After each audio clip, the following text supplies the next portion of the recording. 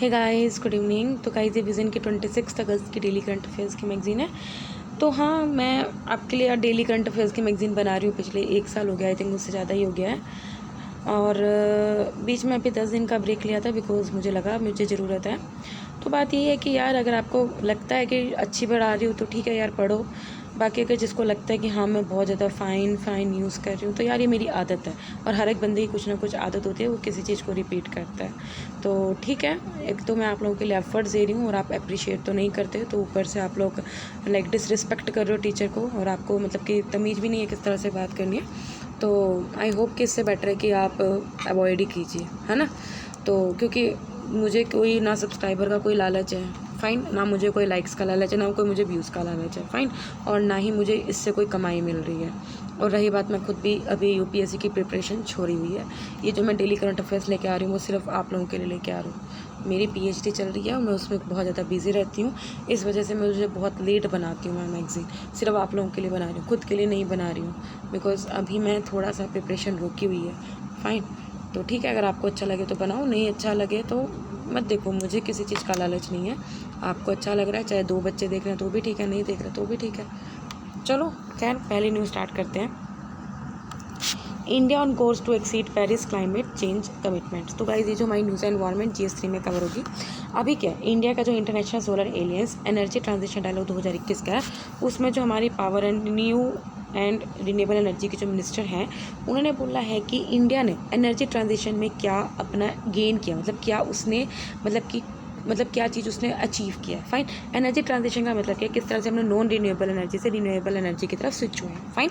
तो जो international solar aliens के बारे में आपको पता होना चाहिए, ये इंडिया और फ्रांस दोनों की तरह को फाउंडेड किया गया और पहला treaty based inter government organisation है, जिसका हेडक्वार्टर इंडिया में, फाइन। इंटर गवर्नमेंट मतलब कि काफ़ी जो डिफरेंट कंट्रीज़ की गवर्नमेंट इसकी पार्टनर है, फाइन। तो इंडिया की अचीवमेंट अभी तक क्या है, इन्होंने हमारा जो रिन्यूएबल एनर्जी कैपेसिटी का 100 गीगावाट का जो टारगेट था, वो हम पूरा कर चुके हैं। इसमें जो 38.5% इंडिया की जो पावर जनरेशन है, वो क्लीन रिन्यूएबल एनर्जी पे बेस्ड है। और ये हमारी इंडिया जो इसमें 4th रैंक पे करता है वर्ल्ड में in terms of the installed renewable energy capacity. और सोलर के अगर देखा जाए तो उसमें रैंक 5th है, फाइन। क्योंकि रिन्यूएबल एनर्जी में तो डिफरेंट पावर्स होगी ना, चाहे सोलर होगी, विंड होगी, हाइड्रो होगी। तो सोलर में 5th रैंक पे, बाकी रिन्यूएबल एनर्जी के टर्म्स में 4th रैंक पे। इसके अलावा इंडिया का जो एमिशन रिडक्शन का था टारगेट था 28% ओवर 2000, मतलब कि 2005 में कितना हमारे लेवल्स थे, उससे हमने 28% रिड्यूस कर चुके हैं। जो हमारा टारगेट था 35%, मतलब कि हमें 2030 तक 35% घटाने थे, लेकिन हम ऑलरेडी अभी 2021 चल रहा है, उसमें हम 28% घटा चुके हैं। मतलब कि इंडिया टारगेट पूरे करने से बहुत आगे चल रहा है, फाइन। और जो कमिटेड है इसके नेशनली डिटरमिन्ड कॉन्ट्रीब्यूशन से। अब इंडिया ने क्या स्टेप लिए गए हैं सो दैट वो इन चीज़ों को अचीव कर सके। सबसे पहले हमने क्या करा, क्या ऑफ शोर विंड एनर्जी हम जनरेट करें। ऑफ शोर देखो, ऑन शोर क्या होता है, किसी आप मतलब कि लैंड पे बना रहे हो, ऑफ शोर मतलब कि आप किसी सी में बना रहे हो। तो इसके लिए विंड एनर्जी को हम ऑफशोर, क्योंकि कितनी ज़्यादा विंड होती है, हमारा tidal energy, green term ahead market and green day ahead market, इतने हम फंडिंग प्रोवाइड करते हैं। इलेक्ट्रिफिकेशन, ग्रीन एनर्जी कॉरिडोर हो गया, स्मार्ट ग्रिड मिशन और स्मार्ट मीटरिंग प्रोग्राम चल रहे हैं। रिन्यूएबल एनर्जी में देखा जाए तो नेशनल सोलर मिशन चल रहा है, प्रोडक्शन लिंक्ड इंसेंटिव स्कीम चल रही है, कितना हम पढ़ते रहते हैं। नेशनल बायोफ्यूल मिशन चल रहा है, जिसके अंदर में ब्लेंडिंग करनी है। एनर्जी एफिशिएंसी चल रही है, उन्नत ज्योति बायता अफोर्डेबल LEDs फॉर सभी उजला और परफॉर्म अचीवमेंट रेट के लिए। अब इंडिया के जो नेशनल डिटरमिन्ड कॉन्ट्रीब्यूशन क्या है, देखो ये क्या कि हम ना नेशनली, मतलब हमारी इंडिया कितना डिटरमिन है कि उसको कितना कॉन्ट्रीब्यूट करना है, सो दैट हम अपनी ग्लोबल वार्मिंग को रिड्यूस कर सकें, फाइन। तो इसमें सबसे पहले कि हमें क्या करना है, 40%, मतलब कि 2030 तक जितनी भी इलेक्ट्रिसिटी जनरेट हुई है, उसमें से हम चाहते हैं कि 40% एनर्जी रिन्यूएबल एनर्जी हो। इसके अलावा हमें क्या करना है, अपनी GDP के 2005 में जितने कार्बन एमिशन थे, उसको हमें 2030 तक 33 to 35% घटाना है, और हम ऑलरेडी 28% घटा चुके हैं।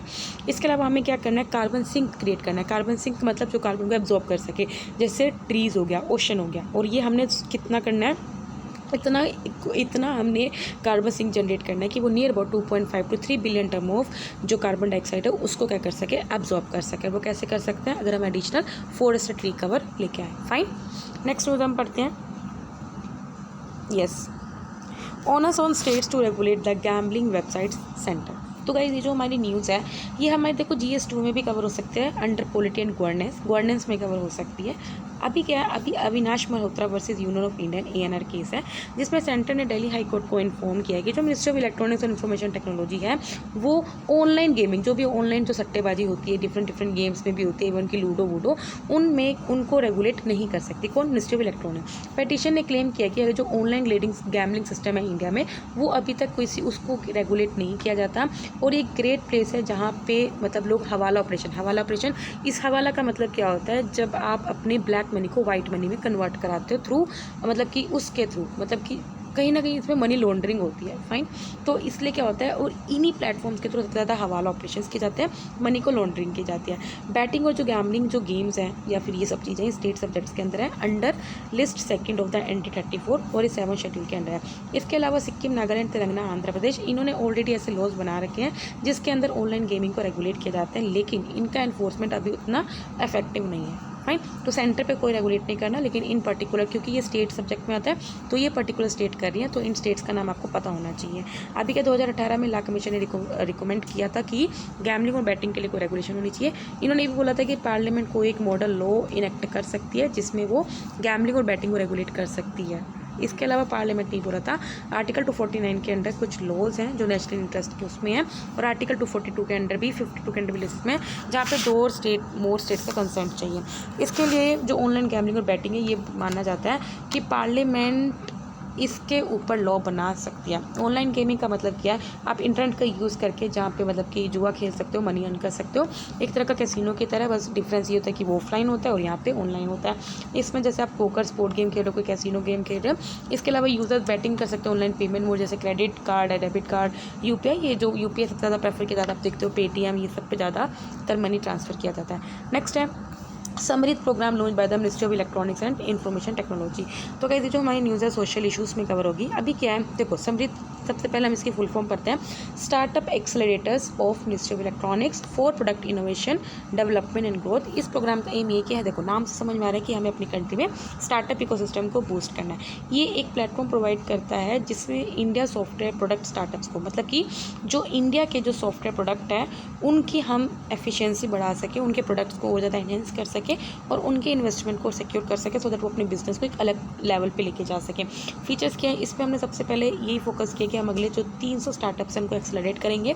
कैसे करेंगे, उनको हम इन्वेस्टर कनेक्ट, कस्टमर कनेक्ट करेंगे, उनके साथ इन्वेस्टर को कनेक्ट करेंगे। इंटरनेशनल हम उनको थोड़ा सा क्या करेंगे, वो देंगे, क्या बोलते हैं, मतलब कि एनवायरनमेंट प्रोवाइड करेंगे। इसके अलावा 40 लाख तक के इन्वेस्टमेंट किसी स्टार्टअप को देंगे, बेस्ड ऑन डिपेंड करते हैं उनकी करंट वैल्यूएशन कितनी है, ग्रोथ कितनी है, वो that will be provided through selected accelerator. इसके अलावा वो क्या करेगा, इक्वल मैचिंग इन्वेस्टमेंट को फैसिलिटेट करेगा बाय द एक्सेलरेटर और इन्वेस्टर। इसके अलावा इसको इंप्लीमेंट किया जाएगा किसके द्वारा, ministry of electronics startup hub के द्वारा। इसके अलावा इंडिया में स्टार्टअप को प्रमोट करने के क्या क्या इनिशिएटिव चल रहे हैं, अगेन वेरी इंपॉर्टेंट, पढ़ते रहते हैं। स्टार्टअप इंडिया, जिसमें यही है कि हमें स्टार्टअप के कल्चर को और ज़्यादा इकोसिस्टम को बिल्डअप करना है और इंक्लूसिव बनाना है। इंक्लूसिव का मतलब समझा करो कि हर एक तबके को हमें ऐड करना है। प्रिज्म का मतलब that is a promoting innovation in individual startup and MSME। इसका एक ही हमें इंडिविजुअल इनोवेटर का सपोर्ट करना है, फाइन, एक बंदा को भी अगर उसका करने का मन है तो उसको सपोर्ट करना है। इसके अलावा चल रहा है SIP EIT, that is a support for the international patent protection in electronics and transformation. मतलब ये है कि कोई भी MSMEs हो गया, जो टेक्नोलॉजी स्टार्टअप्स हैं, अगर उनको अपने प्रोडक्ट का पेटेंट फाइल कराना है तो हम उनको फाइनेंशियल सपोर्ट प्रोवाइड करेंगे और उनकी इनोवेशन को एनकरेज करेंगे। नेक्स्ट न्यूज़ है, Finance Minister unveils annual report for EASE 3 for 2021 and PSB's reform agenda EASE 4 for fiscal year 2021-22। तो अगर जो हमारी न्यूज़ इकोनॉमी में कवर होगी। अब EASE का मतलब क्या, that is the enhanced access and the service excellence, fine.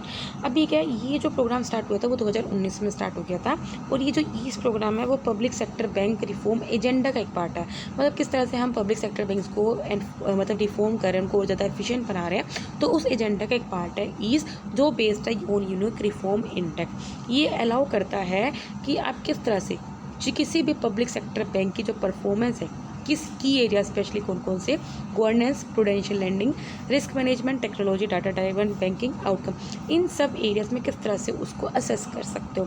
Ease reform का ये कि हम क्या करते हैं, कोलैबोरेटिव बैंकिंग को लेके आएंगे, किस तरह से कोलैबोरेशन करेंगे, टाई अप करेंगे किस किस के बीच में, पब्लिक सेक्टर बैंक्स और साथ में जो भी फाइनेंशियल सर्विसेज इकोसिस्टम है जैसे NBFCs हो गए, ठीक है, उनको हम क्या करेंगे, उनमें टाई अप्स लाएंगे।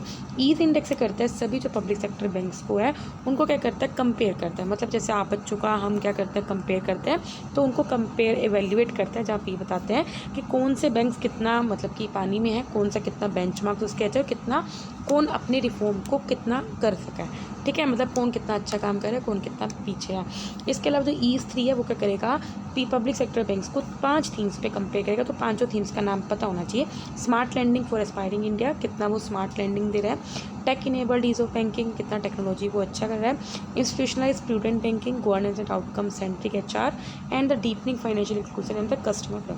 EAS-4 का एम फिर हो रहा है कि हमें क्या करना है, कस्टमर सेंट्रिक डिजिटल ट्रांसफॉर्म करना है एजेंडा को, फाइन। और ज़्यादा से ज़्यादा हम क्या कर सकें, डिजिटल और ज़्यादा डीपली मतलब कि वो लोग को इंक्लूड कर सकें। तो इसमें 2 नए थीम्स को इंट्रोड्यूस करेंगे। सबसे पहले हम क्या करेंगे, 24/7 बैंकिंग प्रोवाइड करेंगे। वो कैसे करेंगे, ऐसी technology, collaborative banking, so for synergetic outcome. Major benefit क्या होंगे इस रिफॉर्म के, सबसे पहले हम क्या किया जाए, ईजिली लोग क्रेडिट कर सकते हैं विया डिजिटल में। जैसे आप लोगों को पैसा जमा कराना होता है तो आप ईजिली करा सकते हो। इसके अलावा आप होम एंड मोबाइल चैनल्स, मतलब अपने घरों में या मोबाइल के थ्रू क्या कर सकते हो, अपनी बैंकिंग नीड्स को पूरी कर सकते हो। कंटिन्यू इंप्रूव करेंगे in coverage of the financial inclusion initiative. Large public sector banks हैं, हम उनको क्या करेंगे, एडवांस्ड एनालिटिक कैपेबिलिटी मतलब बढ़ाएंगे, फाइन। और जो भी एग्जिस्टिंग कस्टमर की जो क्रेडिट नीड्स है उसकी एडवांस करेंगे to make proactive credit offers. Next news है, centre hikes sugar cane fair FRP to highest ever. तो अभी आपको पता होगा जैसे और सबकी जो 22 क्रॉप्स हैं उनकी MSP होता है, लेकिन शुगर केन का FRP होता है। तो गाइस ये जो मैं न्यूज़ एग्रीकल्चर में कर रहा हूँ, तो अभी FRP बढ़ा गया। अब देखो FRP बढ़ाएगा तो फार्मर्स को तो बेनिफिट है। अभी का जो मिनिमम प्राइस, मतलब कि FRP वो प्राइस होता है जो मिनिमम प्राइस होता है जिसमें शुगर मिल्स क्या होती है, फार्मर्स से क्या करती है, शुगर गन्ने को खरीदती हैं। तो मिनिमम प्राइस होती है जिसमें जो शुगर मिल्स हैं उनको शुगर केन ग्रोअर्स को देना ही पड़ता है, और इसको FRP बोलते हैं। और according to sugarcane control order 1966, और इसको अभी 2021-22 में इसको बढ़ा के कितना कर दिया, 290 रुपये 1 क्विंटल का, for a basic recovery rate of 10%। FRP determine किया जाता है, देखो वेरी इंपॉर्टेंट, किसकी रिकमेंडेशन पे, कौन रिकमेंडेशन देता है, प्रीलिम पॉइंट ऑफ व्यू से बहुत इंपॉर्टेंट, CACP। और ये किसका कंसल्ट करता है, स्टेट का। CACP की full form commission for agriculture cost and prices. Recovery rate का मतलब क्या होता है, शुगर का क्या अमाउंट है, मतलब कि जैसे आप एक गन्ने से जब आप शुगर एक्सट्रैक्ट करोगे तो उसका कितना रिकवरी आप ले सकते हो। तो recovery rate is the amount of sugar that sugar cane fetches, and जितना ज़्यादा आप एक गन्ने से ज़्यादा शुगर एक्सट्रैक्ट कर सकते हो तो उतना ही उसका प्राइस ज़्यादा होगा। हाईवर गवर्नमेंट इस प्लान में नहीं थी कि वो मिनिमम सपोर्ट प्राइस को बढ़ाए, जो ऑलरेडी 31 रुपीज़ पर kg है फिलहाल, फाइन। सिग्निफिकेंस क्या है इससे, क्या ऑफकोर्स अगर फार्मर को अच्छा प्राइस मिल रहा है तो जो प्रोडक्शन होगी वो बढ़ेगी। और जो अभी कॉस्ट ऑफ प्रोडक्शन जो शुगर केन थी 2021-22 में वो 155 रुपये क्विंटल थी, तो इसलिए जो FRP था वो 290 पर क्विंटल, जिसकी वजह से फार्मर्स को 50% रिटर्न मिल रहा है। ऑफकोर्स फार्मर को अच्छा रिटर्न मिल रहा है तो वो बोएगा। इसके अलावा गवर्नमेंट ने और क्या स्टेप्स लेके हैं सो दैट वो ग्रेटर रिटर्न और टाइमली पेमेंट दे सके।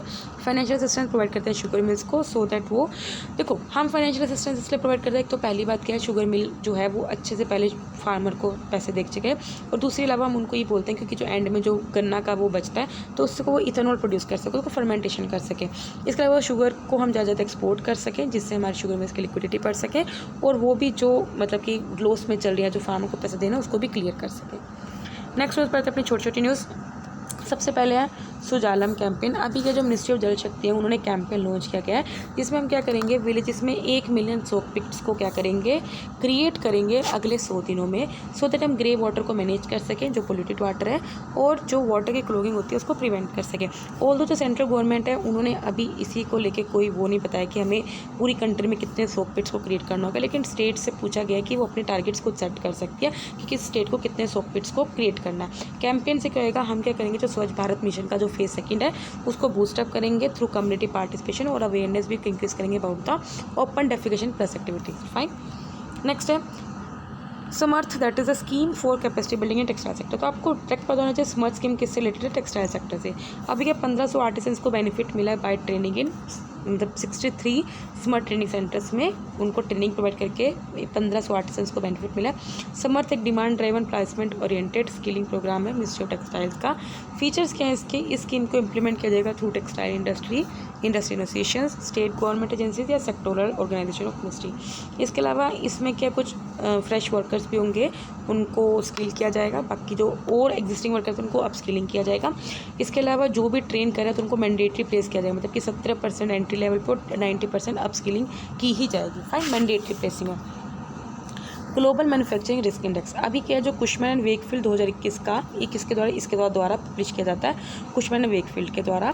तो ग्लोबल मैन्युफैक्चरिंग रिस्क इंडेक्स में इंडिया ने क्या किया है, यूएसए को ओवरटेक कर लिया है और India second most tex manufacturing destination बन चुकी है। चाइना नंबर 1 पोजीशन पे है।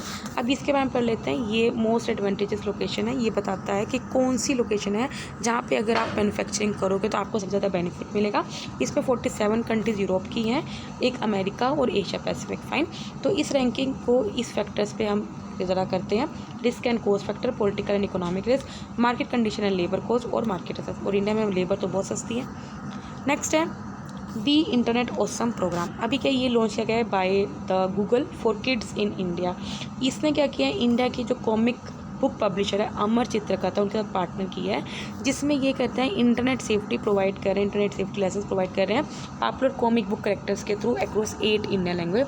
गूगल ने इसके अलावा अभी गूगल सेफ्टी सेंटर को अपडेट किया है सो हम क्या कर सकें, इंटरनेट की सेफ्टी को स्ट्रेंथन कर सकें after the pandemic, so that online जो थ्रेट्स होते हैं हम उसको एड्रेस कर सकें। सिग्निफिकेंस के इसमें क्या, जो बच्चे हैं वो कंटिन्यू अपना लर्न कर सकते हैं सेफली इंटरनेट को यूज़ करके। वुमेन को भी इक्वली एक्सेस होगा इंटरनेट अपॉर्चुनिटी का बिना अपनी सेफ्टी का डरे हुए। एंड जो लोग हैं they feel assured that they and their money is safe when they are online। Next है पर्सनैलिटी जो न्यूज़ में थी, Mother Teresa she was born in Macedonia. Mother Teresa को रिनाउंड नन और मिशनरी बोलते थे।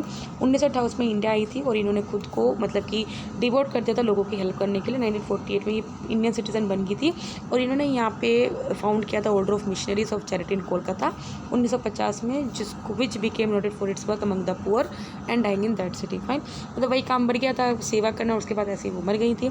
इनको नोबल पीस प्राइज़ अवार्ड भी मिला था, भारत रत्न भी मिला था। यूएन ऑब्जर्व करते हैं 5 सितंबर उनकी डेथ एनिवर्सरी को as the international day of the charity. Next है कुछ प्लेसेस है न्यूज़ में। Fukushima Japan. अभी क्या है, in order to decommission Fukushima nuclear power plant, तो जो स्टोरेज टैंक्स का जो वाटर है उसको रिमूव किया जाएगा अंडर सी टनल से। इस न्यूक्लियर पावर प्लांट को क्या किया जा रहा है, डीकमीशन मतलब तोड़ा जा रहा है। तो इसके लिए जो भी वाटर है इसमें उसको कहाँ भेजा जाएगा, अंडर सी टनल से। तो अभी क्या हुआ, 2011 में एक मेजर अर्थक्वेक आया था जो न्यूक्लियर एक्सीडेंट हुआ था Fukushima Daiichi nuclear power plant में, जिसकी वजह से एट सुनामी, तो वहाँ की जो पावर सप्लाई कूलिंग थी वो डिसेबल हो गई थी। फुकुशिमा किसकी कैपिटल है, capital city of Fukushima prefecture in Japan. ये सिटी लोकेटेड है around the Mount Shinobu in the Fukushima basin. ये आप पढ़ सकते हो, खुद ऐसा कुछ नहीं है। इसके अलावा अराकावा रिवर इस सिटी से फ्लो होती है। Dubai that is UAE, twice the height of London I Dubai, world का लार्जेस्ट और tallest observation wheel in Dubai, जिसकी हाइट 250 मीटर होगा, वो खोलने वाला है। ये सिचुएटेड है अरेबियन पेनिनसुला के साउथ ईस्ट में और Dubai is one of the 7 Emirates जो कि पार्ट है यूएई का। दुबई में मॉडर्न डे कंस्ट्रक्शन मामले जैसे बुर्ज खलीफा जो कि वर्ल्ड का टॉलेस्ट स्काई कार है। इसके अलावा एक कॉम्प्रिहेंसिव स्ट्रेटेजिक पार्टनर है इंडिया का। यूएई इज़ मेजर सोर्स है, मतलब कि जहाँ से इंडिया में बहुत ज़्यादा एफडीआई आता है। इसके अलावा इंडिया का जो रिलेशन है दोनों ओशन में बहुत ज़्यादा अच्छा है और बहुत अच्छी और काफ़ी चीज़ में कोऑपरेट करते हैं, जैसे स्ट्रेटेजिक ऑयल रिजर्व्स हो गया, स्पेस कॉपरेशन, डिफेंस। नेक्स्ट है काजिन 21। ये आप देखो एक्सरसाइज है, पता होना चाहिए किस किस के बीच में होती है। 5th एडिशन हुआ इंडिया और काजिकिस्तान में, ट्रेनिंग एक्सरसाइज है। कहाँ पे हुआ है, held at training node Ashraf Kazakhstan में। फाइन, तो कहते हैं डेली कंटेंट्स कंप्लीट होते हैं। वीडियो पसंद है तो लाइक करना, कोई डाउट कमेंट करना। तब तक बाय, टाटा।